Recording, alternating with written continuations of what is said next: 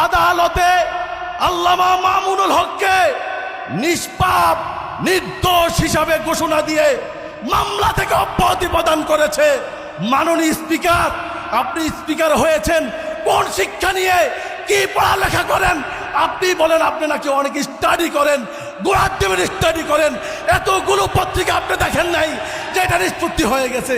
আপনার কাছে এটা বোধগম্য হয় নেই, নির্বোধের মতন কথা বলেন। যদি মনে করেন স্পষ্ট করেন আমিরে মজলিস উনি বলেন, তাহলে তো আমরা বলতে চাই এতিমের টাকা মেরে বেগম খালেদা জিয়া যেই অভিযুক্ত হয়েছিলেন সেটাও কি আমরা সত্য মনে করব?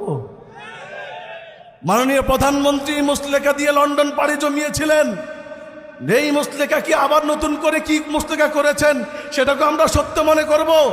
আমরা স্পষ্ট বলতে চাই, যদি আমাদের আমিরে মজলিসকে নিয়ে আরেকবার কোনো কটূক্তি করা হয়, ষড়যন্ত্র করা হয়, নতুন স্বাধীনতার সূর্য উদিত হবে, নতুন বিপ্লব সাধিত হবে, নতুন 5ই আগস্ট ঘোষণা হবে।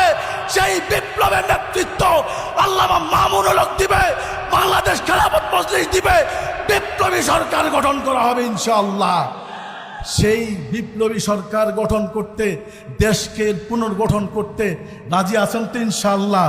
ইনশাআল্লাহ দেখা হবে আবারও রাজপথে, স্লোগানে স্লোগানে, এবং আমরা একসাথেই এদেশ গড়ার জন্য আমরা ইনশাআল্লাহ নতুন আমরা বিপ্লব ঘটাবো। ওমা তৌফিক।